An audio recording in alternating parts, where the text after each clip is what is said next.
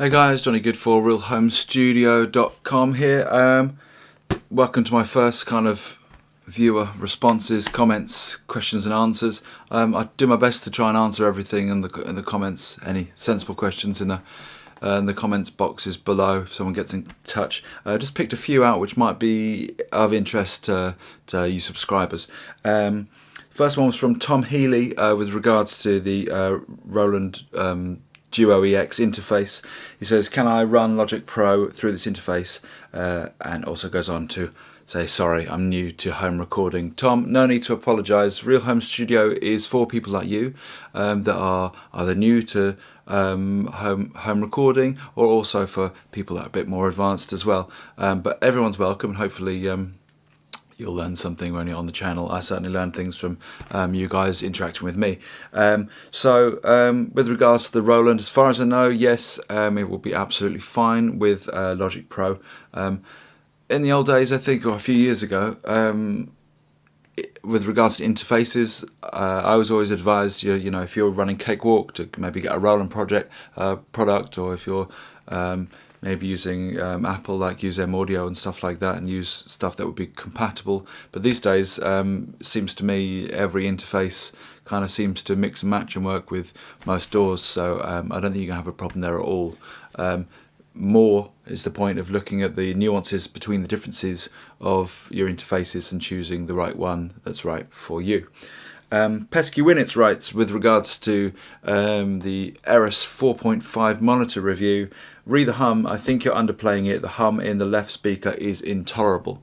Now, a lot of people have been asking about this, and it's had a lot of responses on the video. If you're thinking about buying a set of these, firstly, I think you would, and are concerned about that hum issue, I would go over to the video and check out what that guy has to say. His name on YouTube is Pesky Winnets, and I had a bit of a dialogue with him. He's clearly really knows what he's talking about with regards to electronics, and he's kind of done a fix for it. But what he's found from opening them up is that it's essentially just cheap electronics used in the main power speaker, the speaker that houses the amp, which isn't really that surprising when you think for both of them you're a little over £100. So that seems to be a universal problem over the monitors. I still use them. I've used them now for almost 2 years. Has the hum been a problem for me personally? Not at all at first. Maybe the last few months I'm finding it's starting to bother me slightly.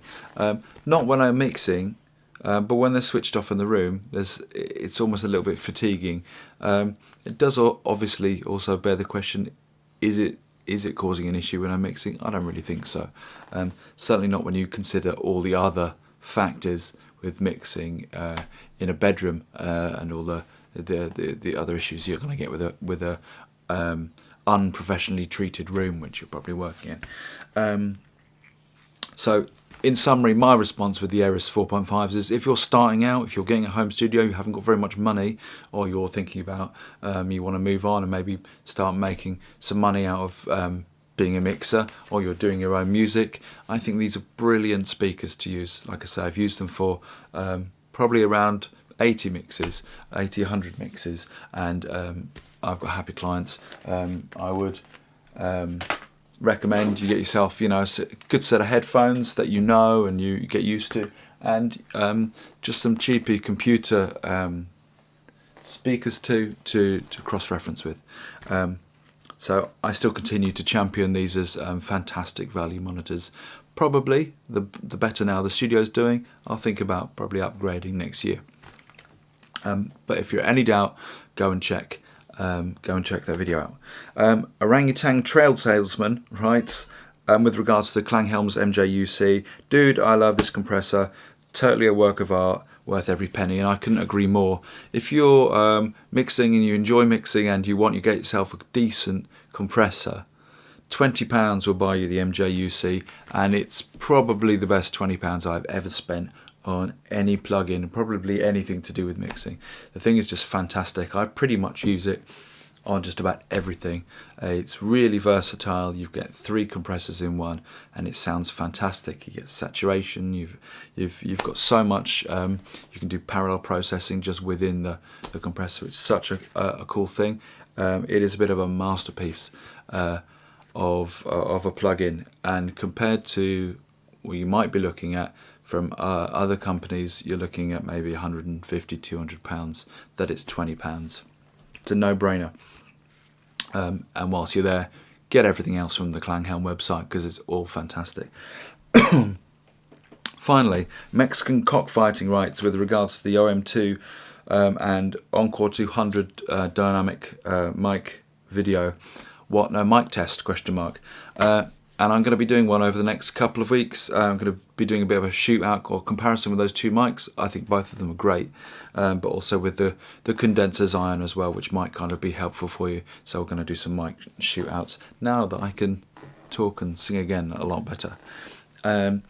And finally, just wanted to say thank you so much over the last year or so for subscribing and interacting with the channel, or joining the blog over at realhomestudio.com. It's really cool. I'm learning a lot, and it's really nice also to get comments when I've helped someone, which is what this project was all about. So have yourself a great day.